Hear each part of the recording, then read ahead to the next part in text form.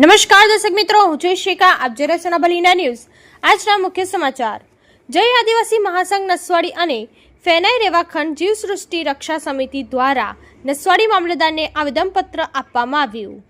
પ્રાપ્ત માહિતી અનુસાર આવેદનપત્રમાં જણાવ્યા અનુસાર એનએચપીસી લિમિટેડ ફરીદાબાદ હરિયાણા દ્વારા નસવાડી તાલુકાના ડુંગરયાર્ડ વિસ્તારના 10 ગામોમાં અને સીમમાં સર્વેની કામગીરી થઈ રહી છે, જે ગેરકાયદેસર હોવાનો આક્ષેપ કરેલ છે।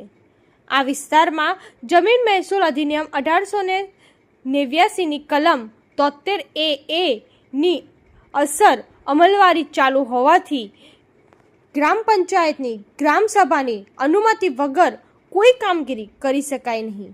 ગ્રામસભામાં ઠરાવ કર્યા વગર સર્વેની કામગીરી કરવામાં આવી રહી છે, જે ગેરકાયદેસર હોવાથી તાત્કાલિક બંધ કરીને કાયદેસરની કાર્યવાહી કરવામાં આવે। નસવાડીથી ધર્મેશ ભીલનો રિપોર્ટ। ધન્યવાદ। અનુસૂચિત 5 એરિયા વિસ્તાર છે।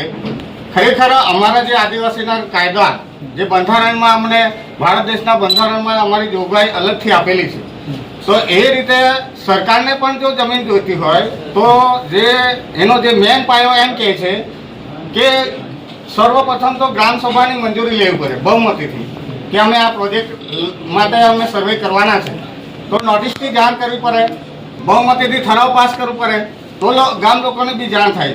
સરકાર સાહેબ આપણે સરકારને બી જમીન જોઈતી હોય ને તો સરકારને બી કાયદાનું ઉલ્લંઘન ના કરવું જોઈએ, અમારી એ માંગ છે। ભારત દેશના બંધારણમાં અનુસૂચિત 5 વિસ્તાર અમારો લાગે છે। ખરેખર એમાં અનુસૂચિત 5માં અમારા એરિયામાં કોઈ પણ અધિકારીને આવવું હોય ને તો સાહેબ એને નોટિસથી જાણ કરવું પડે। અમારે જે ગ્રામસભાની બહુમતીથી ઠરાવ પાસ થાય ને તો અમે કામ કરવા બી દઈએ સાહેબ, અમને યોગ્ય લાગે તો।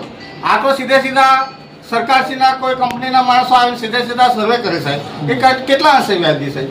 જેથી કરીને અમારું આવેદનપત્ર માનનીય રાષ્ટ્રપતિ સાહેબ તેમજ વડાપ્રધાન સાહેબ તેમજ રાજ્યપાલ સાહેબ તેમજ મુખ્યમંત્રી સાહેબને આપ સાહેબ શ્રી દ્વારા મોકલવા અમારી નમ્ર વિનંતી છે।